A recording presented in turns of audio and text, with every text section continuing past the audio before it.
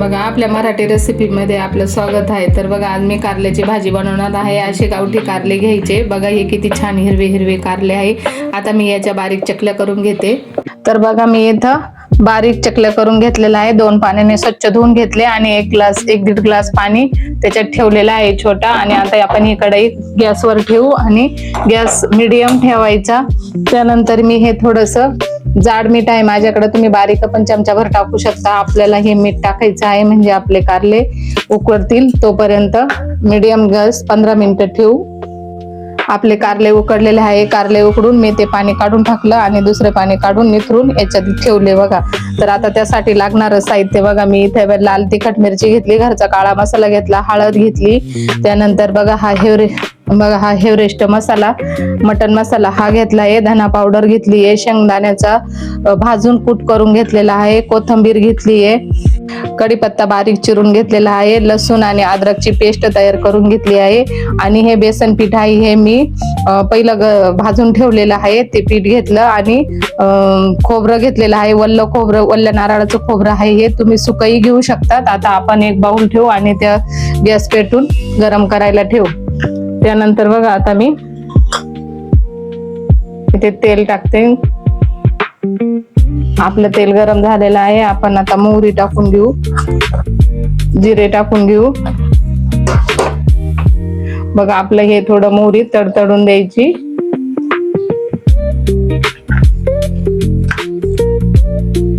त्यानंतर ही मी लसणाची आणि आल्याची पेस्ट टाकून घेते।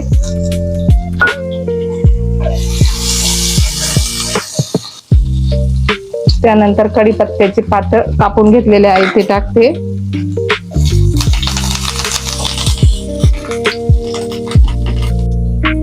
त्यानंतर मी खोबऱ्याचा किस तळून घेते तेलात।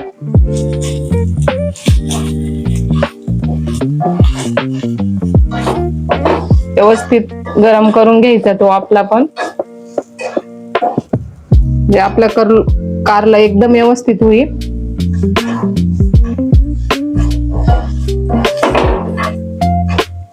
मिक्स करून घ्यायचं, व्यवस्थित हलवीत राहायचं। आपलं खोबरं व्यवस्थित गरम झालेलं पाहिजे। बघा हे तेलामध्ये व्यवस्थित गरम करून घ्यायचं। तर बघा आपलं हे व्यवस्थित तळलेलं आहे। आता आपण मसाला आणि मिरची, लाल तिखट मिरची टाकून घेऊ, हा काळा मसाला, धना पावडर तळून घेऊ व्यवस्थित। बघा हे पूर्ण मिक्स करून घेऊ।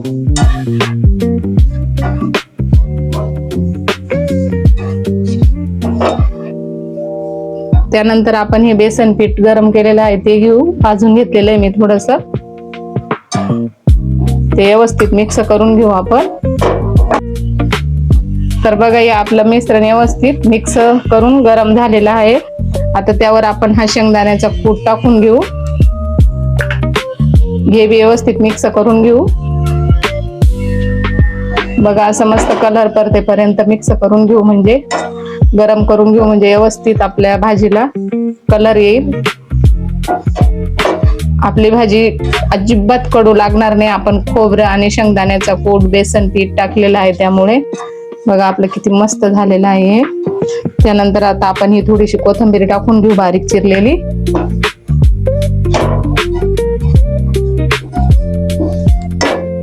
आपला मसाला हा पूर्ण व्यवस्थित तयार झालेला आहे।